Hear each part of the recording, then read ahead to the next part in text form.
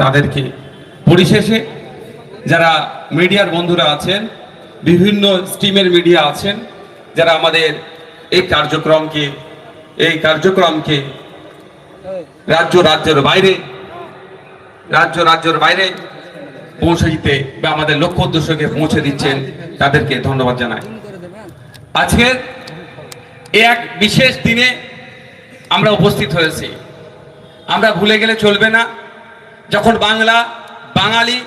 বাংলা ভাষার উপরে যখন আক্রমণ নেমে আসছে, ওই নামগুলো আমাদের ভুললে চলবে না। তার মধ্যে একজন আছেন কে? শহীদ ক্ষুদিরাম বোস। আজকে শহীদ ক্ষুদিরাম বোসের আত্মবলিদান দিবস। তাই আমরা আমাদের এই মঞ্চ থেকে সর্বকনিষ্ঠ স্বাধীনতা সংগ্রামী, শহীদ যোদ্ধা, বীর আমাদের শহীদ ক্ষুদিরাম বোসকে আমরা স্মরণ করে আমি গুটি কয়েক কথা বলবো। বন্ধুগণ, একগুচ্ছ দাবি আছে আমাদের। একগুচ্ছ দাবি নিয়ে আমরা অধিকার সমাবেশ করেছি। দাবির গুরুত্ব, গ্রহণযোগ্যতা, বাস্তবতা কি আছে নতুন করে বলতে লাগবে না, কিন্তু আমি গুটি কয়েক কথা বলবো। আমার আগের বক্তা, আমাদের সকলের ভালোবাসার, আমাদের সকলের অত্যন্ত প্রিয় তাপস বাবু আপনাদের অনেক কথা বলেছে। আমি আমার মূল বক্তব্য আসার আগে আমাদের পার্টি কেন তৈরি করেছি সেই বিষয়টা আপনাদের সামনে একটু উত্থাপন করতে চাই। আপনারা শুনবেন ভাই? আমাদের পার্টি তৈরি এই জন্যই করেছি, বঞ্চিত নিপীড়িত মানুষের কণ্ঠ হওয়ার জন্য, যেই কণ্ঠকে পেছন দিক থেকে কেউ টিউনিং না করতে পারে। অশোকনগরের বুকে দাঁড়িয়ে আমি দায়িত্ব নিয়ে বলছি, পশ্চিম বাংলার বিধানসভায় 18টি এসটি কমিউনিটির বিধায়ক আছে, শিডিউল ট্রাইব কমিউনিটির বিধায়ক আছে, কিন্তু সেই বিধায়কদের যেহেতু পেছনে টিউনিং করা আছে, কতটা বলতে পারবে, কি বলতে পারবে, কাদের জন্য বলতে পারবে, কি বলতে পারবে না, সবটাই নির্দিষ্টভাবে তাদের করে দেওয়া আছে। ফলে তারা বিধানসভার মধ্যে দাঁড়িয়ে জোর গলায় বলতে পারে না আদিবাসীদের সাংবিধানিক অধিকার 5th শিডিউল সম্পূর্ণরূপে বাস্তবায়ন করতে পারবে।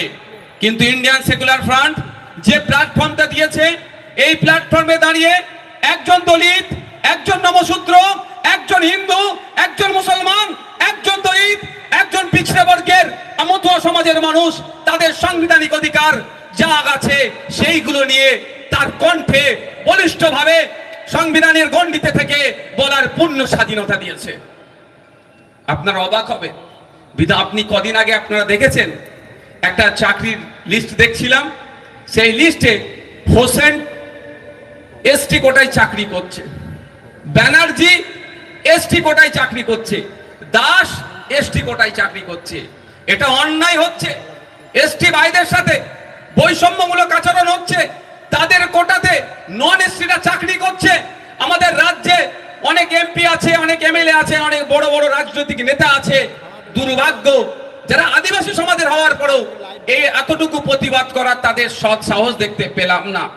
কিন্তু আমাদের ইন্ডিয়ান সেকুলার ফ্রন্ট যে প্ল্যাটফর্মটা দিয়েছে, এই প্ল্যাটফর্মে দাঁড়িয়ে ওই আদিবাসীদের ভাইয়ের পক্ষ নিয়ে যারা অবৈধ ফেক এসটি সার্টিফিকেট বানিয়ে চাকরি করছে তাদের বিরুদ্ধে বলছি, এবং তার প্রমাণ জ্বলন্ত উদাহরণ এ দেখুন। ফেক এসটি এসসি সার্টিফিকেট বাতিলের জন্য আমরা আজকের এই অধিকার সমাবেশ সারা রাজ্যে করে যাচ্ছি। এই জন্য আইএসএফ তৈরি হচ্ছে। পশ্চিমবাংলা বিধানসভাতে শ্রমজীবী মানুষের কথা বলার জন্য, কৃষকদের কথা বলার জন্য, ডেলিভারদের কথা বলার জন্য অনেক রাজনৈতিক দল আছে। আমি কারো ব্যক্তিগতভাবে বিরোধিতা করব না, কিন্তু দিনের শেষে কোনো একটা জায়গায় যেন মনে হচ্ছে সব রসুনের গোড়া একটা জায়গায় এসে দাঁড়িয়েছে, শ্রমিকের শ্রম চুরি করবে। আমি সংযুক্ত মোর্চার বিধায়ক হিসাবে, যেহেতু বাম ফ্রন্ট, ইন্ডিয়ান সেকুলার ফ্রন্ট, জাতীয় কংগ্রেসের মিশ্রণে আমাদের সংযুক্ত মোর্চা তৈরি হয়েছিল, আমি বিধানসভার মধ্যে নির্দ্বিধায় পরিযায়ী শ্রমিক থেকে শুরু করে, চা শ্রমিক থেকে শুরু করে, চা বাগানের শ্রমিক থেকে শুরু করে, বিড়ি শ্রমিক থেকে শুরু করে বিভিন্ন সমাজে যে শ্রমিকরা আছেন তাদের কথা বলে যাচ্ছি। আমার টিউনিং করছে না ইন্ডিয়ান সেকুলার ফ্রন্ট। এটা হচ্ছে ডিফারেন্স। আপনাদের বুঝতে হবে কেন আজকে আমাদের উপরে এত আক্রমণ নেমে আসছে। যেখানে আমার হিন্দু সমাজের ভাইয়েরা একটু বেশি বসবাস করে, সেখানে যে বলা হচ্ছে নওশাদ সিদ্দিকীর মাথায় টুপি, মুখে দাড়ি, ওর পার্টিতে তুমি কেন যুক্ত হবে? তবে একটা কথা বলে দিই, এটা আমার পার্টি নয়, ইন্ডিয়ান সেকুলার ফ্রন্টের।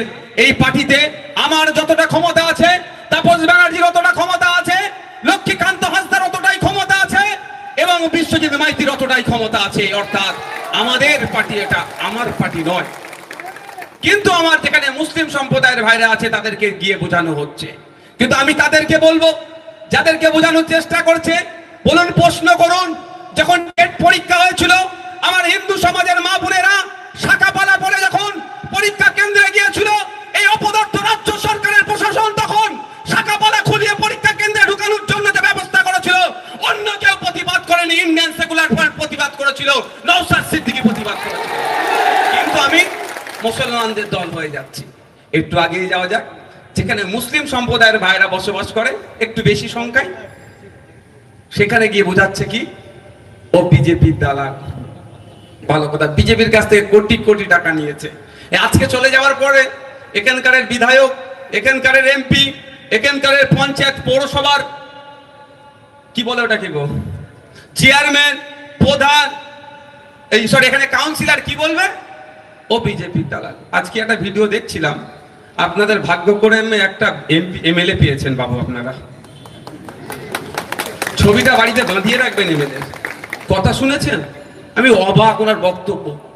ন্যূনতম সাংবিধানিক জ্ঞান আছে কি না নাই সেটা আমি বলবো না, কিন্তু সংবিধানকে সম্মান দিতে হবে না হবে না সেটা কিন্তু আমি কোনোকে জানাতে চাই।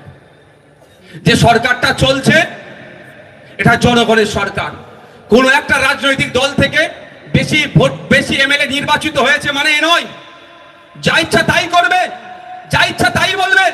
কোন একটা জায়গায় এই অশোকনগরের মধ্যে এই অতিবৃষ্টির কারণে জল জমে গিয়েছে, পানি জমে গিয়েছে, সেখানে যখন এমএলএ পৌঁছেছে, কোন এক মা তাকে যখন বলে যে এই পানিটাকে সংস্কারের মানে ক্লিয়ারের কথা, তখন কি বলছে?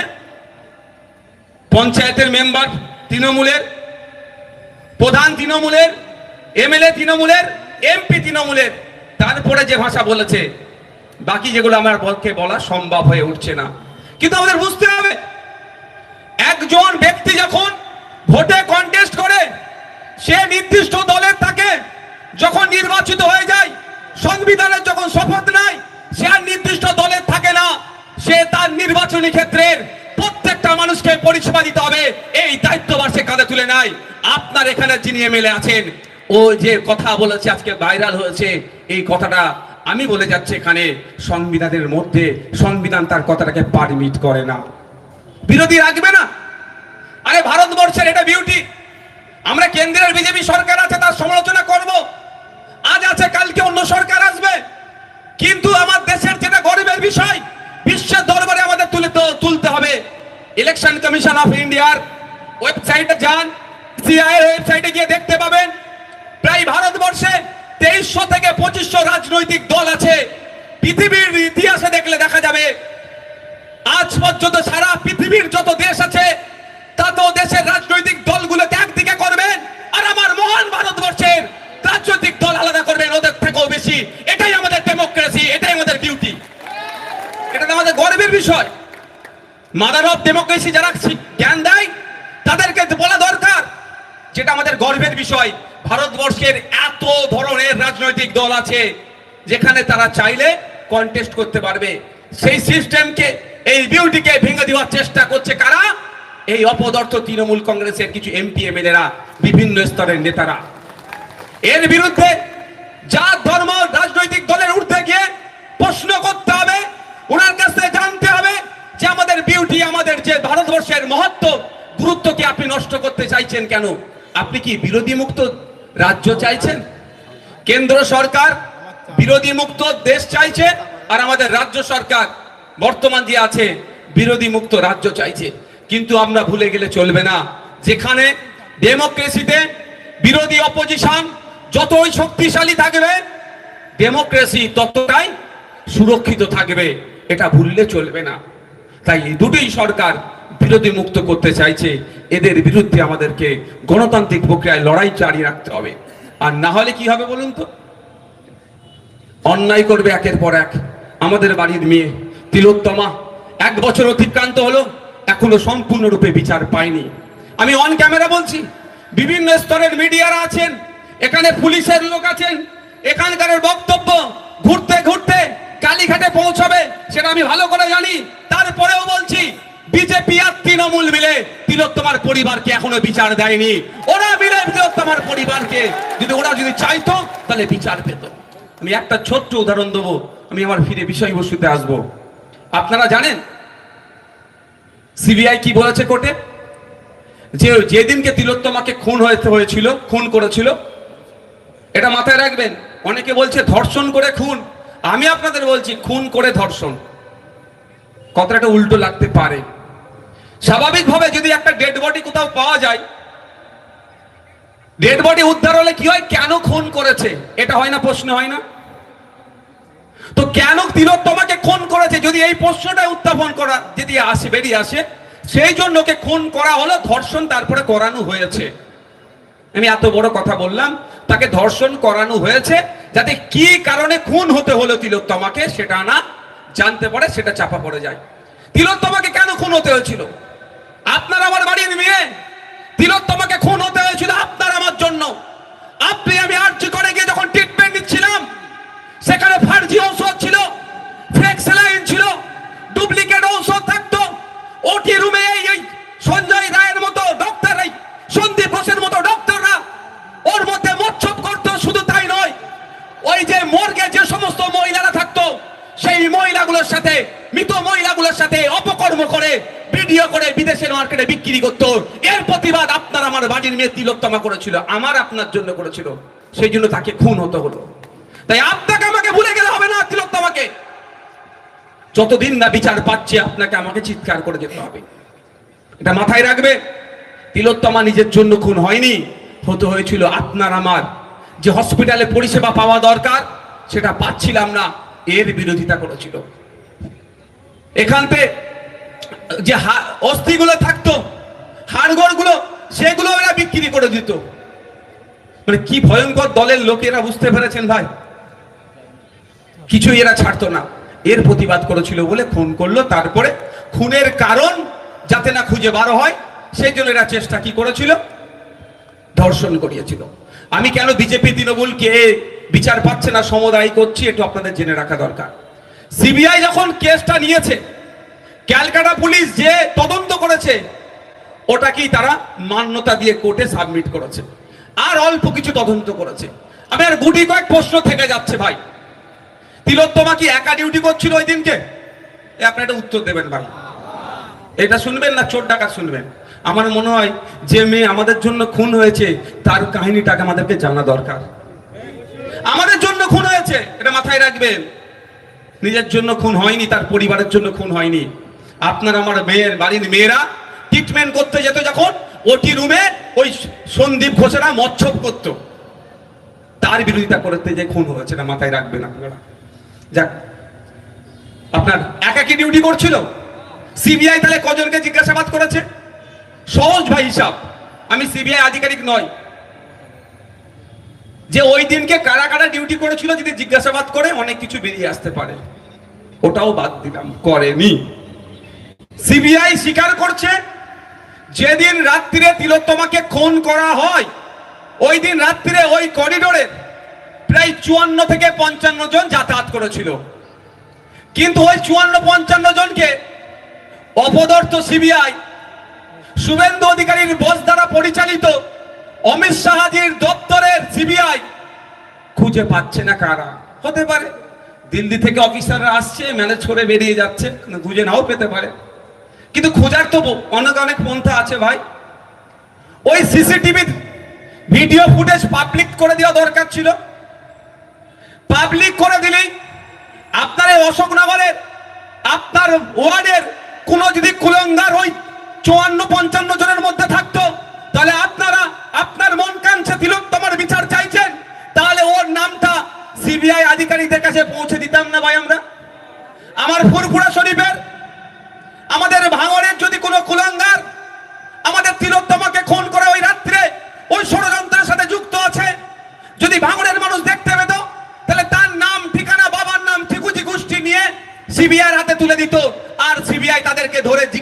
করে দুধকে দুধ পানিকে পানি করতো? করেছে ভাই? আমি একটু পয়েন্টে পয়েন্টে কথা বলি, এইদের আবার জয়েন্টে জয়েন্টে ব্যথা করে। আমি কি করতে পারি ভাই? আমি যদি ভুল বলি বলবেন, এই বলা ছেড়ে দেবো। কারণ আমি মিথ্যা প্রতিশ্রুতি দিয়ে রাজনীতির ময়দানে আসেনি। ক্ষমতার মসনদে যেতে হবে, লিন লাইট নিয়ে ঘুরতে হবে, মন্ত্রী হতে হবে, ও স্বপ্ন আমার নাই। যদি মন্ত্রী হওয়ার আমার স্বপ্ন থাকতো, এখন একটা নয় দুটো মন্ত্রী নিয়ে ঘুরতে পারতাম। ভালো করে আপনারা জানেন। সুতরাং আমি সঠিক কথা বলবো। তাই বন্ধুগণ, তাহলে 54-55 জন কে ছিল? খুঁজে পাচ্ছে না কেন? বা আর কারা খুনি খুঁজে পাচ্ছে না কেন? এটাই তো ব্যাপার। যারা এই খুনের সাথে যুক্ত, তারা তৃণমূল কংগ্রেসের দামাল নেতাদের, দামাল ছেলে মেয়েদের মধ্যে পড়ে গিয়েছে। তৃণমূল কংগ্রেসের দামাল ছেলে মেয়েদের মধ্যে পড়ে গিয়েছে। সেই জন্যই জানেন তো আপনারা, দিদি সমস্যায় পড়লেই দাদার দ্বারস্থ হয়। জানেন তো নাকি ভাই? হ্যাঁ, দাদা দিদির লোকেরা থাকলে একটু রাগ হতে পারে, কিছু করার নেই। আমি যদি ভুল কিছু বলে থাকি, দিদিকে বলবেন এমনি আমার নামে 18খানা মামলা দিয়েছে, আরো 4টে মামলা দিতে। দাদাকে বলবেন 4খানা মামলা দিতে। দিদির দলের, তৃণমূল কংগ্রেসের দলের নেতাদের দামাল ছেলে মেয়েরা ধরা পড়বে, সেই জন্যই দাদার দ্বারস্থ হয়েছে। দাদা ঠিক স্তরে স্তর দিয়ে সিবিআই কে চুপ করিয়ে দিয়েছে। তাই বন্ধুগণ, আমাদের লড়ে যেতে হবে, আমাদের চুপ থাকলে হবে না। দাদা দিদির সেটিং আমাদের ভাঙতে হবে, তিলোত্তমার বিচার করতে হবে, তার পরিবারকে ন্যায় দিতে হবে। সাথে সাথে নদিয়া জেলার তামান্না বলে যে ফুটফুটে ক্লাস 4-এর বাচ্চাটি, তার অপরাধ কি ছিল? ভূমির আঘাতে তার অঘরি প্রাণ গেল। শুধু তাই নয়, সমাজের সর্বস্তরের নারীদের নিরাপত্তার কথা ভেবে আমাদের আজকের এই অধিকার সভা। তো তিলোত্তমার পরিবার যেমন বিচার পাবে, বিচার পাক, তা নিয়ে আমরা যেমন সোচ্চার হব, সাথে সাথে তামান্নার পরিবার যাতে বিচার পায় তা নিয়ে সোচ্চার হব। আর একদম অতি দূরেই আপনারা হয়তো ভুলে গিয়েছেন, আমি কিন্তু ভুলে যাইনি। হাঁসখালির এই বোনটার কথা মনে আছে? কজনের মনে আছে? হাত তুলুন তো। সত্যি তুলবেন, যাদের মনে নেই হাত তুলবেন না। কিন্তু দেখেন, খান 50 এখানে হাত তুলেনি। এটা নিয়ম, এটা নিয়ম। 2-4 দিন খুব আগুন ছুটবে, তারপর আস্তে আস্তে ভুলে যাবে। হাঁসখালিতে একটি নাবালিকা, সেখানেও তৃণমূলের নেতার ছেলে তাকে ধর্ষণ করেছিল। পরে ওকে বলা আছে কি নাকি প্রেগনেন্ট ছিল, লাভ অ্যাফেয়ার ছিল বলে কাটিয়ে দেওয়ার চেষ্টা করেছিল। আমি আজকে ডেটেও বলছি, আমার এখনো সন্দেহ হয় হয়তো ওই বাচ্চা মেয়েটি জীবিত ছিল, রাতের অন্ধকারে ওকে জোর করে দাহ করেছিল। ভুলে যাচ্ছেন নাকি? ওরও বিচার যাতে হয় সেটা কিন্তু আমাদেরকে দেখতে হবে। আর এই তৃণমূল এত বর্বরের দল, হিন্দু ধর্মের ধর্মীয় রীতি অনুযায়ী মৃত্যুর নির্দিষ্ট দিনের পরে কি করতে হয় গো? শ্রাদ্ধের অনুষ্ঠান করতে হয়। আমি যেদিনকে পৌঁছেছি ঘটনাক্রমে, ওই দিনকে শ্রাদ্ধের অনুষ্ঠানের ডেট ছিল, কিন্তু গিয়ে দেখি, খবর পাচ্ছি যে লোকালে যত পুরোহিত মানুষ আছে, এই বর্বরের দলেরা, তৃণমূল কংগ্রেসের নেতারা, একে তো মেয়েটাকে মারলি, রাতের অন্ধকারে দাহ করলি, ধর্মীয় রীতি না মেনেই আমি মনে করি দাহ করেছে, আর জীবিত হয়তো ছিল, দাহ করলি তোরা। তারপরে ধর্মীয় বিশ্বাস, শ্রাদ্ধ করলে সে তার স্বর্গে যাবে, বা ধর্মীয় বিশ্বাস যেটা, তার প্রত্যেকটা ধর্মীয় বিশ্বাসকে আমি রেসপেক্ট করি। আমার আলাদা ধর্মীয় বিশ্বাস আছে, অনেকের অন্যান্য আছে। তারপরেও আমি যেটা বলছি, তো কি হলো, খবর পেলাম যে ও এ করতে দিচ্ছে না। লোকাল যত পুরোহিত আছে এমন ভয় দেখিয়েছে, কে বেচারি আসতে চাইছে না। তখন বর্ধমান থেকে সম্ভবত এবিটি এর টিচার্সদের একটা টিম এসেছিলেন। আমিও তাদেরকে বললাম, সাহেব, তাদের মধ্যে কয়েকজন লোকাল ছিল যে দূর থেকেও যদি হয় তাদেরকে নিয়ে আসুন, আমি এখানে থাকবো। যদি আমার তাড়াহুড়ো ছিল, যতক্ষণ না পর্যন্ত শ্রাদ্ধের অনুষ্ঠান হচ্ছে আমি এখানে থাকবো, আমিও দেখবো কোন বেটা এসে তিলোত্তমা আপনার নদিয়ার ওই হাঁসখালির পরিবারকে ডিস্টার্ব করে। আমার কি জাত চলে গেল নাকি? না চলে গেল নাকি? কিন্তু আমার বলার কারণটা হচ্ছে ওদেরকে ভুলতে হবে না, ওর বিচারটাও পেতে হবে। তাই ইন্ডিয়ান সেকুলার ফ্রন্ট মনে করছেন শুধু তিলোত্তমা তামান্না নয়, সমাজের প্রতিটা স্তরের মহিলাদের সার্বিক নিরাপত্তার ব্যবস্থা রাজ্য সরকারকে নিতে হবে।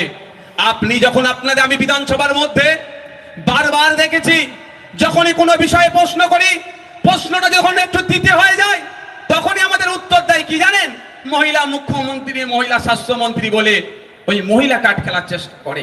তাহলে আমি এই জায়গায় দাঁড়িয়ে বলি, যদি মহিলা মুখ্যমন্ত্রী, মহিলা স্বাস্থ্যমন্ত্রী, মহিলা অর্থমন্ত্রী বলে আপনি উত্তর দিয়া থেকে এড়িয়ে যান, তাহলে মহিলা বৃহত্তম এখন এখানে বিচার পেল না, তামান্না এখন এখানে বিচার পেল না, হাসখালির ওই মহিলাটা এখন এখানে বিচার পেল না, বা তাপসী মালিক এখন এখানে বিচার পেল না।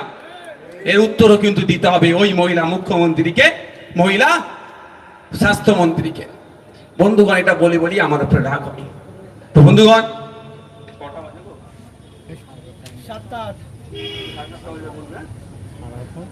ভালোই গরম আছে এখানটায়। অশোকনগর গরম এলাকা নাকি? না তো। আরে অশোকনগরে এই তো আমার দাদা স্টেজ এখন তোলা যাবে না, পার্টির স্ট্যাম্প লেগে যাবে। আছে, এসে গেছে। টুকাইদাকে চেনেন অশোকনগরের লোকেরা? চেনে তো? আছে, থাক।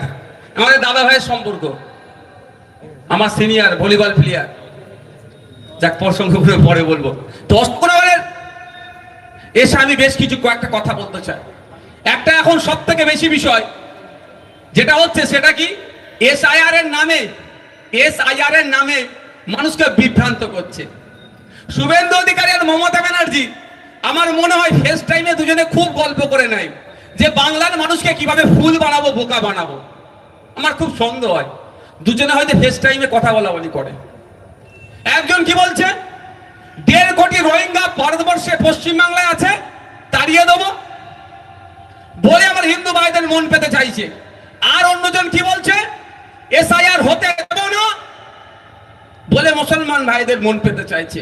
আমি দুটোরই উত্তাপে এদের ভণ্ডামি আমি ফাঁস করব।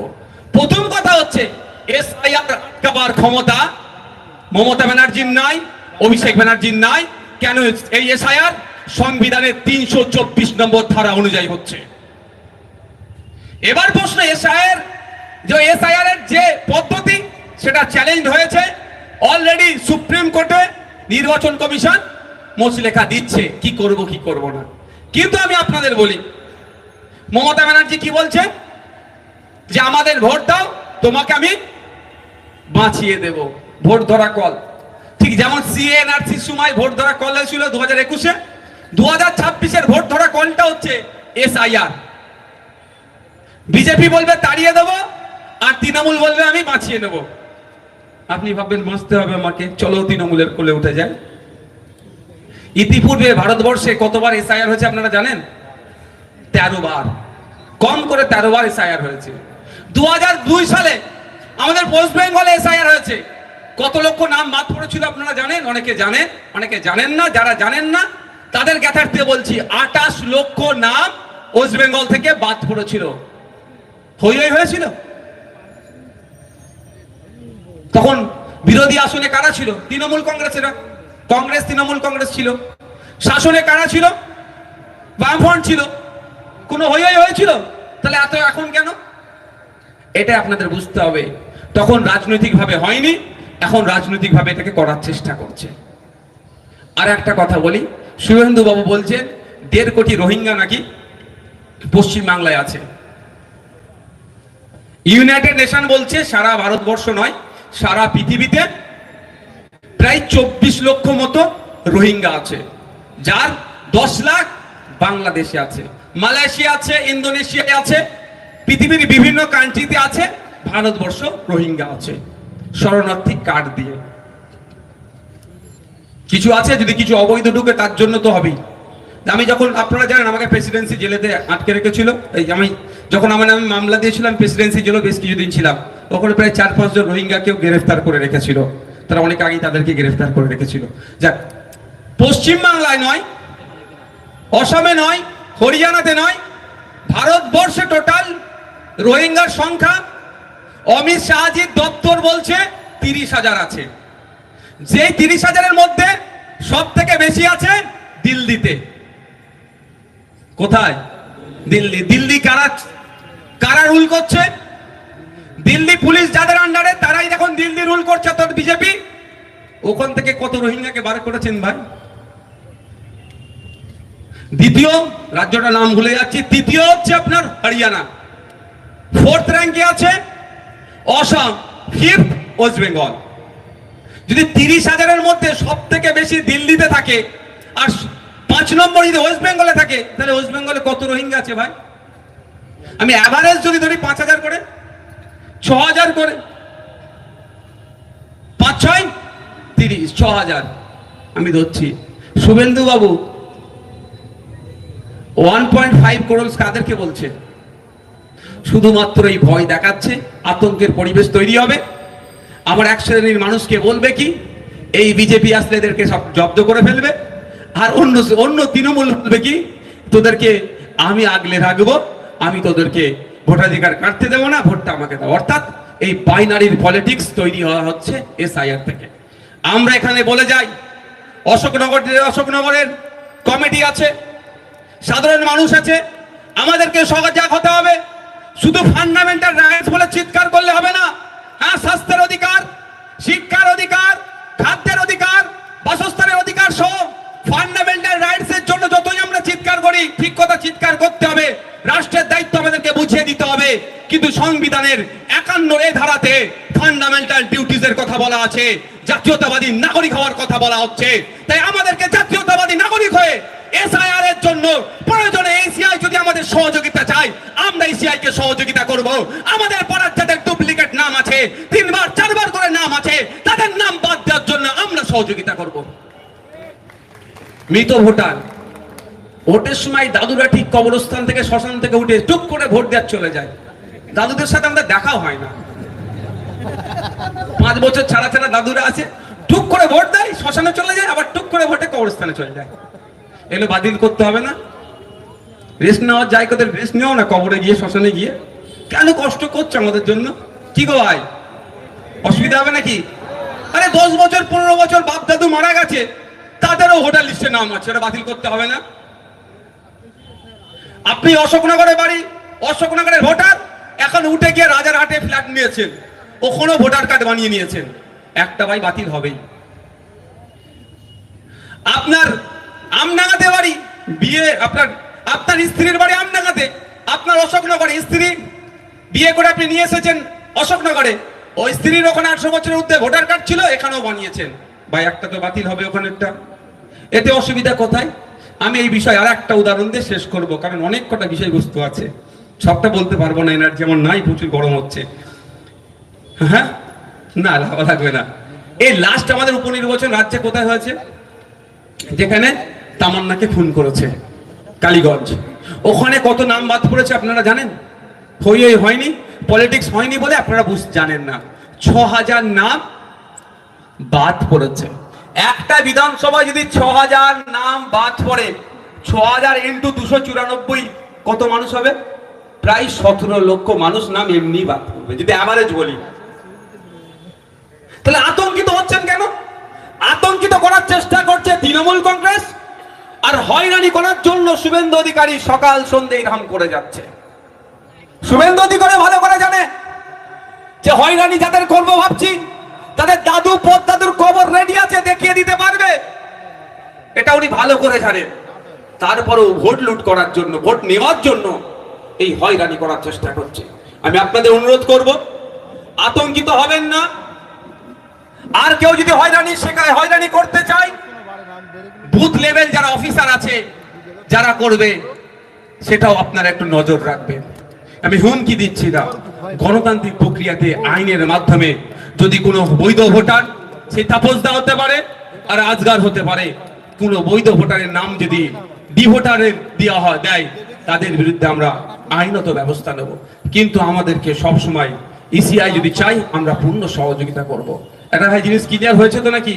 ভয় পাবেন না, ভয় পাওয়ার কোনো জায়গা নাই। ভয় পাওয়ার কি আছে? কিন্তু আপনাদের আতঙ্কিত করে আপনার ভোটটা লুট করার চেষ্টা করছে। আমি আর 10 মিনিট বক্তব্য দেবো, কারো অসুবিধা হবে ভাই? কারো অসুবিধা হবে না তো? আমি আর 10 মিনিট বক্তব্য দেবো, দিয়ে আমি এখান থেকে বিদায় নেবো। না লাগবে না, ওটা দাও তাহলে উদাহরণ দিই। পানির বোতল যখন নিয়ে এসছে, এতে একটা কাজ তো কিছু করতে হবে নাকি? হ্যাঁ, ওষুধটা দেবো, এটা দেখি একটু, তাহলে এটাই হোক। তাহলে আমাদের এখন এই যে আজকে বলছিলেন না একটা ভিডিও যেটা দেখলাম, ভোট ওনার কথাই ভোট দেবে না পরিষেবা কেন নেবে, তাই তো নাকি? এটাই বুঝাতে চেয়েছে। এরকম ভাবে বলে আমাদের লক্ষ্মীর ভান্ডার নিলি, আমাদের সাইকেল নিলি, কন্যাশ্রী, আমাদের রূপশ্রী নিচ্ছিস, আমাদের রাস্তায় তোরা চলছিস, আবার আমাদের বিরুদ্ধে তোরা কথা বলছিস। তৃণমূলের নেতারা বলে না? ওর জবাব আজকে দিক থেকে একটা ওষুধ দিয়ে দেবো, দিতে পারবেন তো? আচ্ছা, ওদের কি এই মমতা ব্যানার্জি কি ট্যাক্সাল আছে নাকি? অভিষেক ব্যানার্জির কি টাকা ছাপানো মেশিন আছে গোপনে ঘরের মধ্যে, যা টাকা ছাপিয়ে আপনার আমার বাড়ির যে লক্ষ্মীর ভান্ডার পাচ্ছি মায়েরা তাদেরকে দিচ্ছে? এরকম সিস্টেম আছে? তাহলে টাকাটা কোথা থেকে আসছে? আপনার আমার মেহনতের টাকা। সকাল ঘুম থেকে উঠি আর ঘুমানো, সারাদিন যা কাজ করছি সব ট্যাক্স নিচ্ছে। একটা স্টেটে থাকছি, একটা সেন্ট্রালে চলে যাচ্ছে। এই ট্যাক্সের টাকা জমা হচ্ছে লক্ষ্মীর ভান্ডার 100 দিনের, যদিও কাজ বন্ধ হয়েছে, হাইকোর্ট অর্ডার করার পরেও কাজ হচ্ছে না। আমরা দাবি করেছি 100 দিনের কাজ দ্রুত চালু করতে হবে। যাই আবাস যোজনা, যাই বলুন না কেন, যেটা কেন্দ্রে আসছে, যেটা রাজ্যে আসছে, সবটাই আমাদের ট্যাক্সের টাকায়। তো আমরা কিভাবে ট্যাক্স দিচ্ছি? আমরা ঘুম থেকে উঠে কি করি? প্রথমে ব্রাশ নিয়ে পেস্ট লাগিয়ে দাঁতে ব্রাশ করি না? তো ব্রাশটা কিনছি, ওখানে আমরা ট্যাক্স দিই। যে পেস্ট কিনছি ওটা তো ট্যাক্স দিই আমরা। ম্যাচিস দিসলাই কিনে না 1 টাকা দাম, দেখুন দিসলাই কিনে কেউ আগুন লাগাবার জন্য, কেউ বিড়ি খাওয়ার জন্য, আর কেউ আগুন সমাজকে আলোকিত করার জন্য, অর্থাৎ মোমবাতি বা জ্বালানোর জন্য, যে যেমন ভাবে ইস্তেমাল করে। ওইটা কিনছি, ওটা তো আমরা ট্যাক্স দিই। আমার হাতে একটা ওয়াটার বোতল আছে তো নাকি, এটার দাম কত ভাই? কি করে জানলাম? এমআরপি পরে ম্যাক্সিমাম রিটেল প্রাইস 10 টাকা। এটা পারলে আমরা কমাই 8.5 টাকা, 9 টাকা তো কিনে নিই। 10 টাকার উপরে বিক্রি করা এটা দণ্ডনীয় অপরাধ। কিন্তু এই যে 10 টাকাটা আমরা এমআরপি থেকে জানতে পারি মালটার দাম কত, ওই এমআরপির নিচে একটা ছোট্ট করে লেখা থাকে, আমরা সেটাকে আর ভাবার চেষ্টাই করি না। Inclusive of all taxes. কি লেখা থাকে? ইনক্লুসিভ অফ অল ট্যাক্সেস, সমস্ত রকম ট্যাক্স দিয়ে এটার দাম 10 টাকা। এই যে আমরা ট্যাক্স দিচ্ছি, এই ট্যাক্সটা জমা হচ্ছে, একটা কেন্দ্রে যাচ্ছে, একটা রাজ্যে থাকছে। এই জমা হওয়া ট্যাক্স থেকেই তো আপনার আমার বাড়ির মায়েরা, যদি আমার মা নেয় না, লক্ষ্মীর ভান্ডার পাচ্ছে, কন্যাশ্রী, রূপশ্রী, যেটাই বলেন না কেন, এটা হচ্ছে। তাহলে আজকের পর থেকে যদি কেউ জ্ঞানের কথা বলে, যদি কেউ জ্ঞান দেয় আমাদেরকে, যে তুমি আমাদের সরকারে নিচ্ছ, আমাদের সরকারের সমালোচনা করছো, তার উত্তর দিতে পারবেন তো?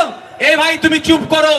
এই সরকারের যে গাড়িগুলো চলছে, যে গভর্নমেন্ট অফ ওয়েস্ট বেঙ্গল গাড়ি চড়ে মন্ত্রীরা ঘুরছে সাইরেন বাজিয়ে, ওই গাড়ির তেলটা আপনারা দিচ্ছেন, এটা আপনারা বলবেন। আপনাদের ট্যাক্সের টাকা জমা হচ্ছে তো। শুধু তাই নয়, আপনাদের এই ট্যাক্সের টাকা জমা হয়ে আমি কটা পাচ্ছি জানেন? ক টাকা? এই আজকে যে ভিডিওটা দেখেছি, উনিও পাচ্ছেন 1,21,000 টাকা, আমিও পাচ্ছি 1,21,000 টাকা। উনিও বছরে 50,000 টাকা পায়, আউট অফ স্টেট ঘোরার জন্য, ট্রাভেলিং এর জন্য পাই। উনিও পায়, আমিও পাই। উইদিন স্টেট ফার্স্ট ক্লাস এসিতে আনলিমিটেড। বুঝতে পারছেন? আপনি জ্ঞানের কথা বলছেন, এগুলো কোথা থেকে আসছে? সব আপনাদের ট্যাক্সের টাকা থেকে তো। যদিও আমি 1,21,000 টাকা আমার নিজের কাজে লাগাই না, আমি মানুষের সাথে খরচ করে দিই। কিন্তু জানতে হবে আপনাদের। তাহলে আজকের পর থেকে যদি কেউ আপনাদের কথা বলে খেসা করে, আপনারা দায়িত্ব নিয়ে বলবেন, নবান্নের 14 তলাতে যে এসিটা চলছে, ওই এসিটা আমাদের ট্যাক্সের টাকায় কেনা আছে। সুতরাং আমাদেরকে জ্ঞান দিতে এসো না। তোমার মুখ্যমন্ত্রীকে বলো চিল এসি বন্ধ করে গরমে বসতে। যে 14 তলাটা তৈরি হয়েছে, আপনার আমার প্রত্যেকের ট্যাক্সের টাকা থেকে তৈরি হয়েছে। আজকের পর থেকে যদি কেউ বলে, এর উত্তরটা দেবেন। বন্ধুগণ, ওবিসি নিয়ে একটা নোংরা রাজনীতি হচ্ছে।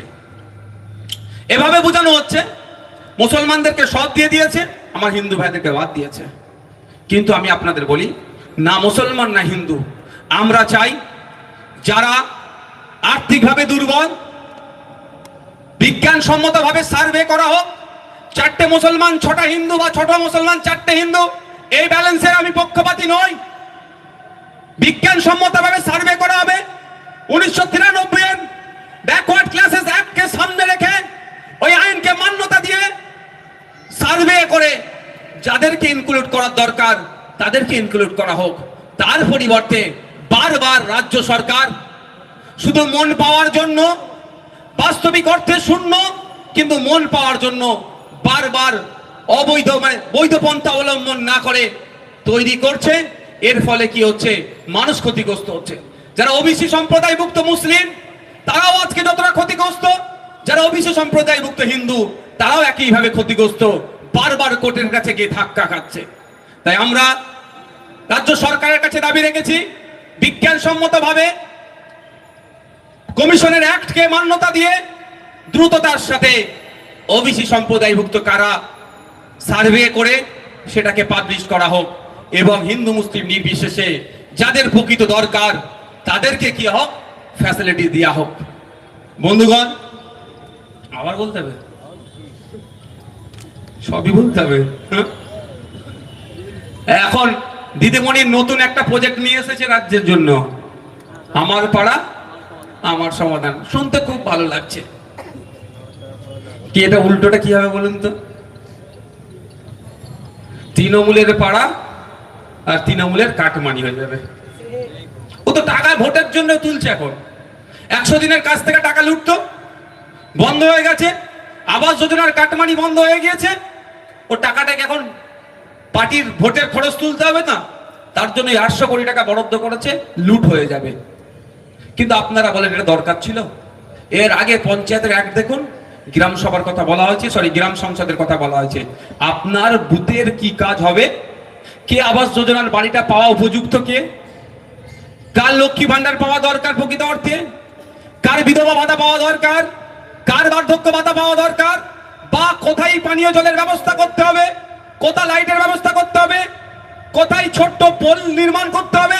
অর্থাৎ আপনার বুথে আপনার মহল্লাতে যা কাজ হবে সে তার জন্য বছরের নির্দিষ্ট সময় মেনে গ্রাম সংসদ করতে হবে। এটা অলরেডি পঞ্চায়েত অ্যাক্টে উল্লেখ আছে। এই অ্যাক্টকে তিনি ধ্বংস করে দিয়েছেন। তোলাবাজি করতে করতে এই আইনটাকে ধ্বংস করে দিয়েছে।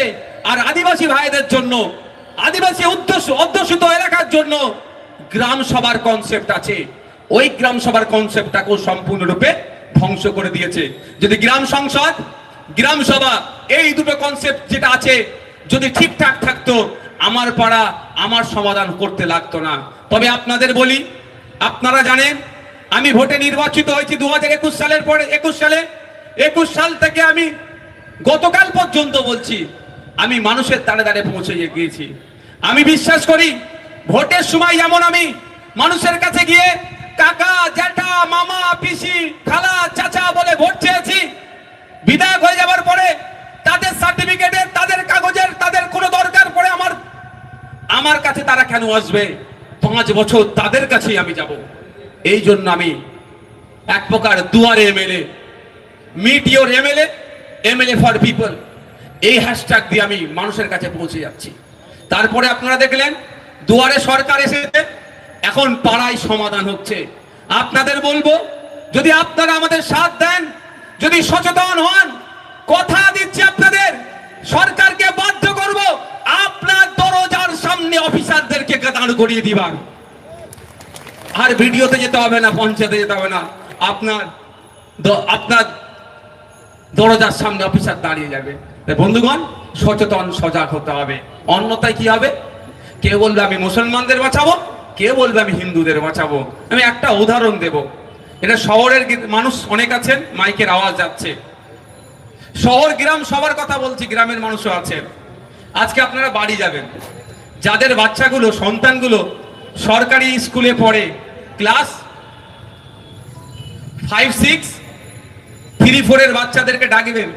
3, 4 এর বাচ্চাদেরকে গিয়ে অঙ্কের বইটা, গণিতের বইটা খুলে দেবেন, অনুশীলন 1 যেটা আছে খুলে দিয়ে বলবেন অঙ্কটা করতো। যারা বেসরকারি স্কুলে পড়ছেন তাদের কথা বলছি, যারা সরকারি স্কুলে, সবাই তো এখানে বেশিরভাগ শ্রমজীবী মানুষ, দেখবেন পারে কি। ক্লাস 5, 6 এর বাচ্চাকে জিজ্ঞাসা করবেন, পেনটার খাতাটা দিয়ে বলবেন তোর নাম, তোর বাবার নাম, তোর মায়ের নাম, কোন স্কুলে পড়িস, আর ঠিকানা ইংলিশে লিখে দে তো বাবা। দেখবেন কটা ফেল করে, কটা পাস করে। কাদের ছেলে ওটা? ভোটারদের ছেলে। কাদের ছেলে? যে পোস্টে উঠে ঝান্ডাটা বাঁধছে। আর যার জন্য ঝান্ডা বাঁধছে তার খোঁজ নিয়ে দেখুন তার পরিবারের কি কোথায়? বেসরকারি স্কুলে পড়াচ্ছে, সময়ের সাথে সাথে বিদেশে পাঠিয়ে দিচ্ছে, ডিগ্রি করে নিয়ে আসছে, আর আপনাকে লাঠিয়াল বানাবার প্ল্যান করছে। তাই আমি আপনাদের কাছে অনুরোধ করব, রাজনৈতিক মতবিরোধ থাকতে পারে, এটাই ডেমোক্রেসি। আপনাকে বিজেপি ভালো লাগে, সিপিএম ভালো লাগে, আইএসএফ ভালো লাগে, কংগ্রেস ভালো লাগে, যে দল ইচ্ছা করুন, কিন্তু যার জন্য আপনি গলা ফাটাচ্ছেন সে আপনাকে পরিবর্তে কি দিচ্ছে দেখুন। আপনি গলা ফাটাচ্ছেন, কালকেও আপনার ছেলে যাতে তার ছেলের হয়ে গলা ফাটায়, সেই জন্য যত স্কুলগুলো আছে দেখুন, এই সরকারি স্কুলগুলোকে ধ্বংস করে দিয়েছে। না শিক্ষক আছে, না শিক্ষার পরিকাঠামো আছে। তাই আমাদের ঐক্যবদ্ধ হয়ে রাম রহিমকে একসাথে আওয়াজ তুলতে হবে, ফতেমা সীতাকে একসাথে আওয়াজ তুলতে হবে যে স্কুলগুলোতে শিক্ষক নিয়োগ করতে হবে। আজকে তো প্রাইমারি স্কুলগুলো কি হয়েছে, রন্ধনশালা হয়ে গিয়েছে, আর শিক্ষাদানের জায়গা আছে? দেখুন না গিয়ে, শহরের কথা আমি বলতে পারবো না অশোকনগর শহরে কি হয়েছে, কিন্তু গ্রামের গুলোতে আমি দায়িত্ব নিয়ে বলতে পারি, যে যদি 100 বাচ্চা থাকে, 200 বাচ্চা থাকে, একটা টিচার পাবেন যে তালা খুলছে, সেই ঘন্টা লাগাচ্ছে, সেই প্রেজেন্ট করছে, সেই মিড ডে মিলের হিসাব রাখছে। তাহলে আপনার আমার ছেলেটা পড়বে কখন ভাই? পড়াবে কখন তাকে? যাচ্ছে গিয়ে মিড ডে মিলটা খাচ্ছে, চলে আসছে। আর আপনি আমি শ্রমজীবী মানুষ, সকালবেলা উঠে বাজারে চলে যায়, কেউ ভ্যান টানে, কেউ মাঠে যায়, কেউ ট্রেন ধরে কলকাতায় কাজে যায়। ম্যাক্সিমাম আমরা এই সমাজের মানুষ তো নাকি না টুকাইদার মতো সবাই সরকারি চাকরি করে। তো এইটাই তো আমাদের বলে, তাহলে আমাদের কি হবে? আমাদের হয়ে বলার কে থাকছে? আমার জনপ্রতিনিধি বিধানসভায় গিয়ে বলার দরকার যে পশ্চিম বাংলায় 8,500 স্কুল বন্ধ হচ্ছে কেন?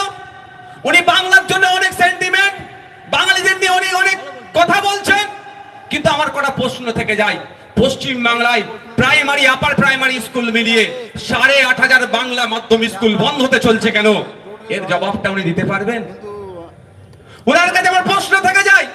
বাংলা ভাষাকে উনি এখন খুব ভালোবাসছেন, রবি ঠাকুরের থেকেও বেশি ভালোবেসে ফেলছেন, ঈশ্বরচন্দ্র বিদ্যাসাগরের থেকেও বেশি ভালোবাসছেন, কাজী নজরুল ইসলামের থেকেও উনি এখন বেশি ভালোবেসে ফেলছেন। ভালো কথা। কীর্তি আজাদ কে? বাংলার উনি কেউ নাকি এমপি? শত্রুঘ্ন সিনহা কে? কোথায় বাড়ি তার? বাংলার কেউ? ইউসুফ পাঠান কে? বাংলার সাথে তার সম্পর্ক কি? কদিন কলকাতা নাইট রাইডার্সে খেলেছিল, তার টাকা নিয়েছে, খেলেছে, এর বাইরে তো কিছু নাই। ফ্রিতেও খেলেনি কলকাতার হয়ে ভাই, যে আমরা বাঙালি, আমাদের একটা আইপিএল এ কলকাতার টিম আছে, বাংলা সেন্টিমেন্ট আছে, উনি ফ্রিতে খেলে দিয়েছেন, তাও একটা বলার জায়গা থাকতো। খেলেছে নাকি ফ্রিতে? পেমেন্ট তো ঠিক নিয়ে নিয়েছে, তাকে আপনি এমপি করলেন। সাকেত গোখলে মহারাষ্ট্রে বাড়ি, রাজ্যসভার এমপি করলেন। পশ্চিমবাংলার এত মানুষ আছে, বুদ্ধিজীবী মানুষ আছে, আপনার দলে অনেক প্রফেসর আছেন, বুদ্ধিজীবী মানুষ আছে, তাদেরকে রাজ্যসভায় পাঠাতে পারলেন না। অহমিয়া অসম থেকে একজনকে নিয়ে এসে রাজ্যসভার এমপি করেছিলেন। এখন ওনার বাংলা প্রীতি বেড়ে উঠছে, কারণ কি বলুন তো? পরিযায়ী শ্রমিকদের উপরে আক্রমণ হচ্ছে, কিছু তো একটা ভুল বুঝাতে হবে এদেরকে, সেজন্য বাংলা ভাষায় এদের ভালোবাসা উতরে উঠছে। প্রশ্ন অনেক থেকে যায়, সময় আমি আর দীর্ঘায়িত করব না। আমি আপনাদের বলবো, চোখ কান খুলে রেখে একটু রাজনীতি করতে হবে। কাকে কান নিয়ে চলে গেল, কাকের দিকে না তাকিয়ে নিজের কানে একটু হাত দিয়ে দেখুন আজকে আপনার রুজি রুটি কোথায়। তাই অপদার্থ সরকার চলছে। 2016 থেকে 2023 চা বাগানের শ্রমিকদের সাথে 18 বার মিটিং এ বসেছে। চা বাগান শ্রমিকদের এখনো ন্যূনতম মজুরি ঠিক করতে পারেনি, আর গল্প শোনাচ্ছে ওই স্বামী কি সামিরুল, তুমি বাইরে থেকে সব নিয়ে চলে আসো, কাজের ব্যবস্থা হবে। কাজ আছে এখানে? কাজ থাকলেও মূল্যায়ন হয়। যে রাজমিস্ত্রিটা আজকে বাসন্তী থেকে কাজে যাচ্ছে তামিলনাড়ুতে, স্কিল লেবার হিসাবে যদি যায়, সে 1000 টাকারও বেশি সে পার ডে ইনকাম করছে, আর আনস্কিল লেবার হলে 700 টাকা 800 টাকা দিনে ইনকাম করছে। আর আমাদের ওয়েস্ট বেঙ্গলে স্কিল লেবারদের সরকার ঘোষিত দিন মজুর কত জানেন? 450 টাকা মতো। কেন তারা ফিরে আসবে, বা কেন তারা গেল? এখানে কাজের মূল্যায়ন হয় না, শ্রমিকের শ্রমের মূল্যায়ন হয় না, শ্রমিকের ঘামের মূল্যায়ন হয় না বলেই তারা এখানে না কাজ পেয়ে কোথায় যাচ্ছে? ভিন্ন রাজ্যে যাচ্ছে, আর সেখানেও তারা আক্রান্ত হচ্ছে। আর আমার রাজ্য সরকার আক্রান্তদের পাশে সেইভাবে থাকছে না, মিটিং মিছিল করে দেওয়ার কাজ তো আমাদের মিটিং মিছিল। আমরা বিরোধী, সরকারের তো সরকার টু সরকার কথাবার্তা বলা, প্রেসার করা। যদি সরকারে আমার পশ্চিমবাংলা সরকারের কথা না শোনা মানে কি অসম সরকার, হরিয়ানা সরকার বা উড়িষ্যা সরকার বা যে কোনো রাজ্য সরকার আমাদের নাগরিকের উপরে আক্রমণ চালাচ্ছে, মানে রাজ্যের উপরে তো আক্রমণ হচ্ছে ভাই। তাহলে এটা সমাধানের জায়গা কোথায়? সরকারকে প্রস্তাব রাখা, কঠোরভাবে সেই রাজ্যের সরকারকে বলা, সেটা বলেনি। আর একটা রাস্তা আছে, আর্টিকেল 131, আপনারা সার্চ করে দেখতে পারেন গুগলে। আর্টিকেল 131 সংবিধানে বলা আছে রাজ্য রাজ্য যদি সংঘাত হয়, উড়িষ্যা রাজ্যের সাথে ওয়েস্ট বেঙ্গল রাজ্যের সংঘাত হচ্ছে, সমাধান কিভাবে করবে? মোদিজি করবে? এটা তো হয় না। অমিত শাহজি করবে? এটা তো হয় না। নওশাদ সিদ্দিকী সমাধান করে দেবে? এটা তো নয়। রাজ্য রাজ্য সংঘাত হলে, রাজ্য কেন্দ্র সংঘাত হলে সংবিধানের 131 নম্বর ধারা অনুযায়ী সুপ্রিম কোর্টে যেতে বলা আছে।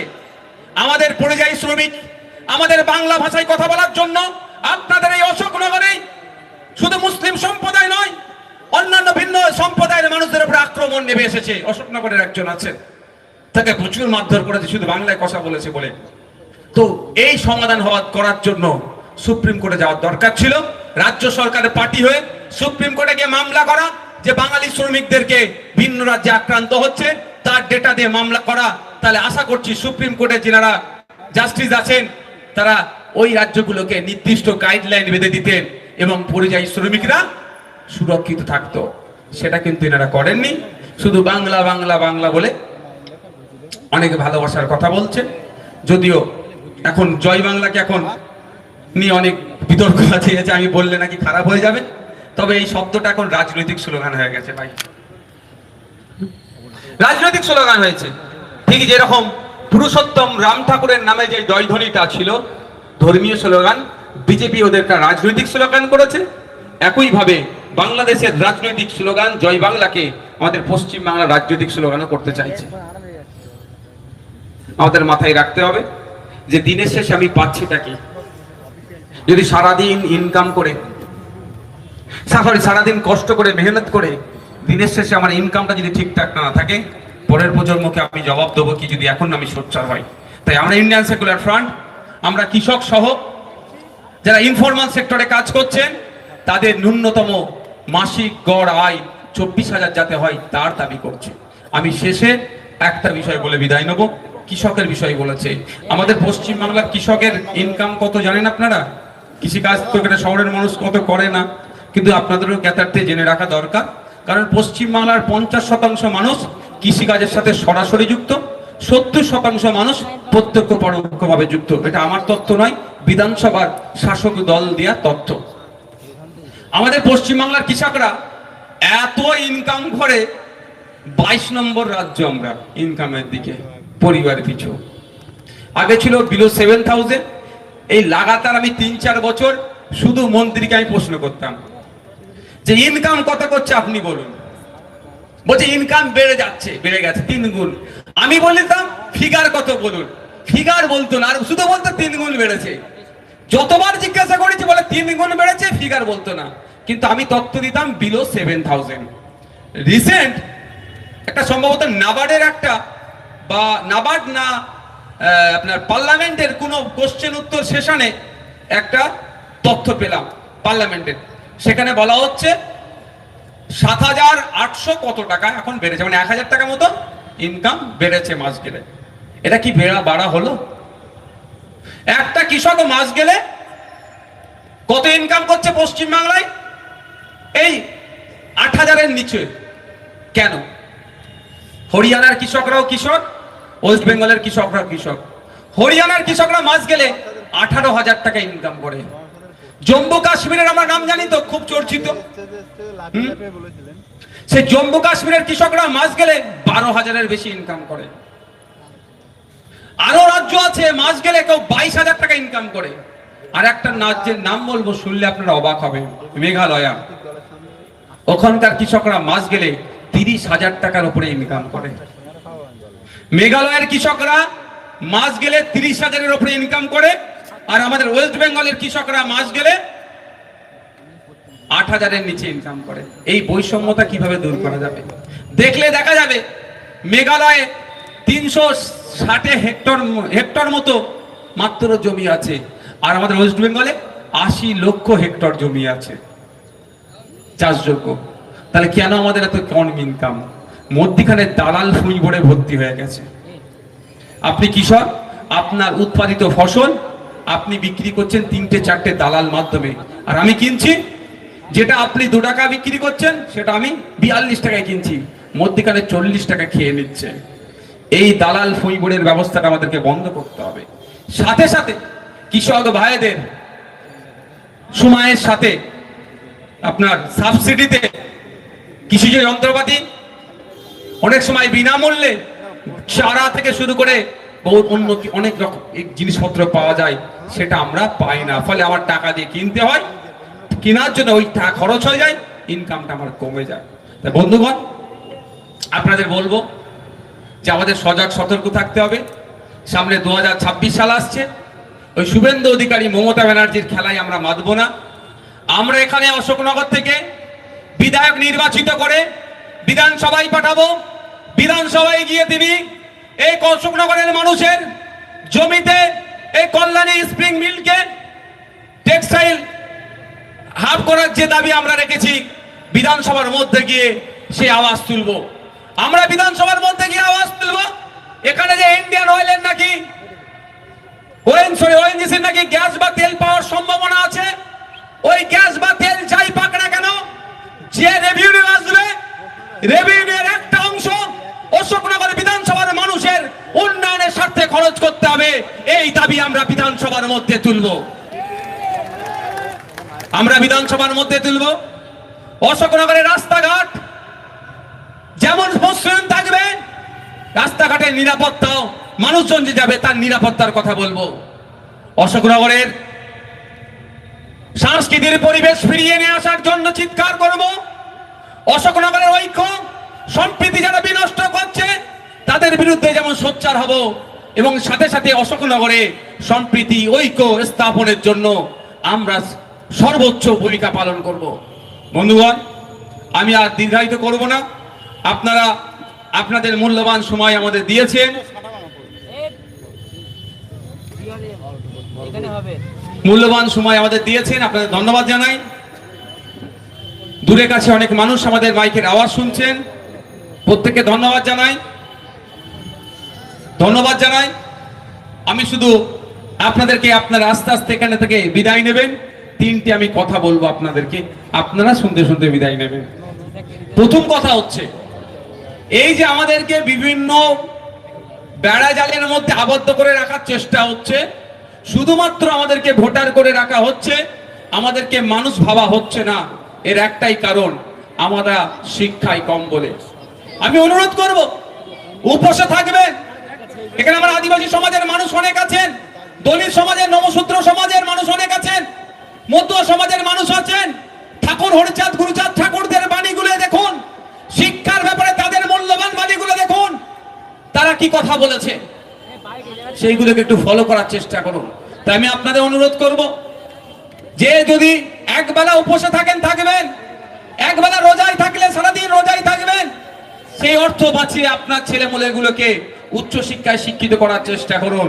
অন্যথায় এই বর্বরদের দলেরা, এই রাজনৈতিক কারবারিরা আপনার ছেলে মেয়েগুলোকে দিয়ে সমাজে যত রকম অনৈতিক কাজ আছে করিয়ে নিয়ে এরা নেতার ছেলে নেতার আসনে বসবে, আর আপনার আমার পরিবারের ছেলে মেয়েগুলোকে জেলের ঘানি টানতে হবে, মারামারি হানাহানি করে ধ্বংস হয়ে যাবে। বন্ধুগণ, দ্বিতীয় যে কথা আমি আপনাদের কাছে অনুরোধ করব, রাজনীতি করুন, সৌহার্দ্যের পরিবেশ তৈরি করুন, সৌজন্যতার রাজনীতি করুন। আচ্ছা বন্ধুগণ যারা আছেন, একটু আমাকে বলবেন, শুভেন্দু অধিকারীর সাথে মমতা ব্যানার্জির কোনোদিন হাতাহাতি দেখেছেন আপনারা? কেউ দেখেনি, আর দেখতেও চাই না। অধীর রঞ্জন চৌধুরীর সাথে অভিষেক ব্যানার্জির হাতাহাতি লড়াই হয়েছে? দেখিনি, দেখতেও চাই না। মোহাম্মদ সেলিমের সাথে কুণাল ঘোষের হাতাহাতি লড়াই হয়েছে? ফিরহাদ হাকিমের সাথে আপনার সুজন চক্রবর্তীর হাতাহাতি লড়াই হয়েছে? হয়নি, আর দেখতেও চাই না। কিন্তু আমরা কি দেখলাম, সুজন চক্রবর্তী, পার্থ চ্যাটার্জি এক জায়গায় এসি রুমে বসে চা খাচ্ছে, গল্প করছে। কুণাল ঘোষ তৃণমূলের নেতা, সুকান্ত মজুমদার বিজেপির নেতা, দিলীপ ঘোষ বিজেপির নেতা, কারো জন্মদিনের কেক কাটছে এসি রুমের মধ্যে থেকে। আচ্ছা, আমি আপনাদের একটা কথা বলি, এই অশোকনগরের মানুষকে বলবো, এখানে বিজেপি করেন অনেক মানুষ, মাইকের আওয়াজ যাচ্ছে, তৃণমূল করেন অনেক মানুষ, মাইকের আওয়াজ যাচ্ছে। আমি তাদের কাছেও বলতে চাই, দলের সুপ্রিমো মমতা ব্যানার্জি শুভেন্দু অধিকারীকে ডেকে চা খাওয়াচ্ছে, আপনারা ওখানে মারপিট দেখতে পাচ্ছেন না। আপনাদের এত চর্বি কি করে হয়ে গেল? এই এলাকায় নিজেদের মধ্যে মারপিট করছেন, কাকার ছেলের সাথে মাসির ছেলে, পিসির ছেলে, ফুপুর ছেলে, খালার ছেলে নিজেদের মধ্যে মারপিটে জড়িয়ে পড়ছেন। আমার অনুরোধ, অনেক হয়েছে, শুধু পাবলিককে বোকা বানানো হয়েছে, পাবলিকের মারপিট হয়েছে। নেতারা সন্ধ্যাবেলায় টিভির সামনে বসে সাজুগুজু বলছে এই জন্যই, ওই সন্ধ্যাবেলা যারা বসে অনেকে দেখবেন সব কি বলে, হ্যাঁ, মেকআপ করে বসে। আমার নিজের অভিজ্ঞতা, ওই আমি একটা ডিবেটে যাচ্ছি, ও আমাকে বলছে আমাকেই মেকআপ করাতে এসেছিল। আমি না ভাই, আমার ফাটাফুটি যা আছে এতেই চলে যাবে। তো সন্ধ্যাবেলা এরা মেকআপ করে বসে আপনার আমার হয়ে কথা বলে, আপনি আমি কি ভাবি এটাই আমার প্রাণের বন্ধু। কিন্তু ঘোড়ার ডিম যখন ব্রেক হয়ে যায়, তারপরে যখন একটা রিফ্রেশমেন্টের জন্য চা কফি দেয়, ওরা নিজেরাই গল্প করে, তোর এতটা বলা উচিত হয় না, আমাকে বল তোকে কেমন দিলাম বলতো। ওরা ঠিক আছে, শুধু বোকা বাক্সর সামনে বলে, টিভি বোকা বাক্স, ওর সামনে বসে আপনাকে আমাকে বলে নাকি আপনার আমার জন্য কত লড়াই আমি করছি। কি হবে? লড়াই হবে? ওরা লড়াই করে না, আপনাকে আমাকে লড়িয়ে দেয়। তাই অনুরোধ আমার, ভারতবর্ষের ডেমোক্রেসি, ভারতবর্ষের এটাই মহত্ব, এটাই বিউটি। যার যে দল ভালো লাগবে করবেন, যে যার ভালো লাগবে ঝান্ডা ধরে ঘুরবেন।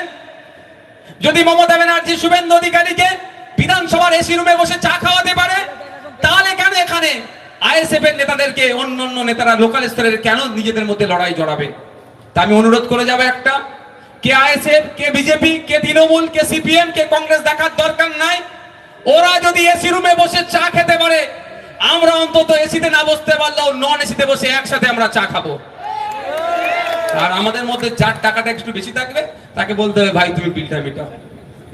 হবে তো নাকি ভাই? কেন কার জন্য মারপিট করবেন? তৃণমূলের জন্য? যখন তখন আপনাকে পার্টি থেকে বার করতে দেবে, হচ্ছে না? কি করবেন আপনি? যে দাদা দিদির জন্য আপনি মারপিট করবেন? এই আমাদের ভাঙড়ে দেখুন না, তৃণমূলের শওকত মোল্লা ঘনিষ্ঠ খুন হলো, আর শওকত মোল্লা ঘনিষ্ঠ অ্যারেস্ট হলো। আর কি বলছে এখন মাইক ধরে, মুফাজ্জেল মোল্লা সহ যারা অ্যারেস্ট হয়েছে জানো না ছাড় পাই। বুঝতে পারছেন? আর পাশে দাঁড়াচ্ছে না। আর সঠিক তদন্ত হলে যে বলছে না ছাড় পাই, তার সেও হয়তো জড়িয়ে যেতে পারে। তাহলে বিপদে পড়ে গেছে, আপনার পাশে আর দাঁড়াবে না। আপনাকে বাঁচানোর জন্য এই অশোকনগরের, আপনি বিপদে পড়েছেন, নওশাদ সিদ্দিকী ফুরফুরা শিব থেকে আসতে গেলে 3 ঘন্টা টাইম লাগবে প্রায়। শুভেন্দু অধিকারী মেদিনীপুর থেকে আসতে গেলে 5 ঘন্টা প্রায় টাইম লাগবে। মমতা ব্যানার্জি কালীঘাট থেকে আসতে গেলে, ওরা তো আসবে না, আমি পলাশ ভূঁইয়ার জন্য বলছি, অভিষেক ব্যানার্জি কালীঘাট থেকে আসতে গেলে 4-3 ঘন্টা মতো টাইম লাগবে। কিন্তু আপনি বিপদে পড়েছেন, আপনাকে আপনার প্রতিবেশী বাঁচাবে। সে বিজেপি করতে পারে, তৃণমূল করতে পারে, আইএসএফ করতে পারে, সিপিএম করতে পারে। তাই অনুরোধ আমার আপনাদের কাছে, রাজনৈতিক হিংসা বন্ধ করুন। অনেক স্লোগান হয়েছে, আমি একটা নতুন স্লোগান দিতে চাই। এবার নেতাই নেতাই খেলা হবে, জনগণ এবার তালি দেবে। খারাপ হবে নাকি? এতদিন তো জনগণকে লড়িয়ে দিয়েছেন আপনি, এবার একটু নেতারা মারপিট করুক, জনগণ একটু দেখো গ্যালারিতে বসে। এতদিন নেতারা গ্যালারিতে বসেছিল আর জনগণদের লড়িয়েছিল, এবার জনগণকে বলতে হবে নেতাই নেতাই লড়াই চাই, জনগণ এবার দেখতে চাই। দেখবেন সব মারপিট বন্ধ হয়ে যাবে, আর মারপিট হবে না। তখন কত ভালো ভালো ভাষা বলবে। এই আপনাদের এমএলএর নাম কি? নারায়ণ গোস্বামী। নওশাদ আমার ভাই, ওকে মারপিট করা যাবে না। পার্থ ঘোষ, পার্থভৌমিক, অমুক শুভেন্দু অধিকারী আমার দাদা, মারপিট করা যাবে না। নেতা নেতা মারপিট করবে না। মারপিট করছে কারা? যারা চটে বসে আছেন, যাদের দিন গেলে 300 টাকা ইনকাম করতে গেলে জিভ বাড়িয়ে যাচ্ছে, তারা মারপিট করছেন। যাদের ছেলেটা ক্লাস 5-6 পড়ে, ইংলিশে তার নাম, বাবার নাম, স্কুলের ঠিকানা লিখতে পারছেন না, সে আমার নেতার হয়ে, দাদার হয়ে মারপিট করছে। আর দাদা আপনার ছেলের ভবিষ্যৎ ধ্বংস করে দিচ্ছে। অনুরোধ করছি, রাজনৈতিক সৌজন্যতা বজায় রাখবেন। যার যাকে ভালো লাগবে ভোট দেবে, কিন্তু ভোটটাই সব ভাববেন না। প্রতিবেশী, বাকি 364 দিন যার সাথে একসাথে উঠা বসা করেছেন, এই ভোটের জন্য তার সাথে সম্পর্ক নষ্ট করবেন না। পরিশেষে পুলিশ বন্ধুদের বলবো, দেখুন পুলিশরা হচ্ছে না মন্দিরের ঘন্টা। সবাই দেবেন যারা পুজো দিক আর ন্যায় দিক মন্দিরে ঢুকলে একবার করে না, বিরোধী পক্ষ সবাই একবার করে নাড়িয়ে দিয়ে পুলিশকে। কিন্তু পুলিশের প্রায় 1.5 লক্ষ শূন্য পদ আছে, এটা আমাদের ভাবতে হবে। পুলিশ আমার পরিবারের বাইরে কেউ নয়, সুতরাং পুলিশকে আমাদের সহযোগিতা করতে হবে। হ্যাঁ, পুলিশের একটা অংশ বিকিয়ে গেছে, সিটডেরা বেঁকে গেছে, তার বিরুদ্ধে আমরা সোচ্চার হব। আপনারা বলুন, পুজোর সময় আপনারা আমরা তো ফ্যামিলি নিয়ে ঘুরি, কলকাতা যেখানে বড় কল্যাণীতে বড় প্যান্ডেল হয়েছে, যেখানে ঘুরি, পুলিশদের ইচ্ছা যায় না তাদের পরিবারকে নিয়ে ঘোরার? কেন যেতে পারে না? আপনি আমি যাতে পুজোটা তাপস বাবু কি সুষ্ঠুভাবে ট্রাফিক থেকে শুরু করে যে সমস্ত সিস্টেম আছে সুষ্ঠুভাবে যাতে আমরা পালন করতে পারি, সেই জন্য আমাদের জন্য স্যাক্রিফাইস করছে। এরকম অনেক ঘটনা আছে। ঈদগাহর সামনে ঈদের নামাজ পড়ে আবার দাঁড়িয়ে গেছে ডিউটিতে। আমরা ঈদের নামাজ পড়ে মহল্লা থেকে পাড়া থেকে ঈদ উদযাপন করি পরিবার পরিজনকে নিয়ে, ওকে নিয়ে কি পারেন? স্যাক্রিফাইসটা কাদের জন্য করে? আমাদের জন্য করে, যাতে আমরা সুষ্ঠুভাবে ঈদ পালন করতে পারি। সুতরাং পুলিশকে আমরা অনেক সময় অনেক কথা বলি, আমি অনুরোধ করবো আজকে এখানে দাঁড়িয়ে একটাই, যে আমরা পুলিশকে সবসময় সহযোগিতা করব। কোনো ধরনের বাজে কিছু ঘটনা ঘটতে পারে যদি আমরা পাই খবর, সঙ্গে সঙ্গে আমরা পুলিশকে জানাবো। এই ধরনের বাজে ঘটনাগুলোকে আমরা ঘটতে দেব না এবং সহযোগিতা করব। মাথায় থাকবে তো ভাই? সকলে ভালো থাকবেন, সুস্থ থাকবেন। অশোকনগর চৌরঙ্গি মোড় না, চৌরঙ্গি মোড় সহ এলাকার মানুষদেরকে ধন্যবাদ জানিয়ে আমি আমার বক্তব্য সমাপ্ত করছি।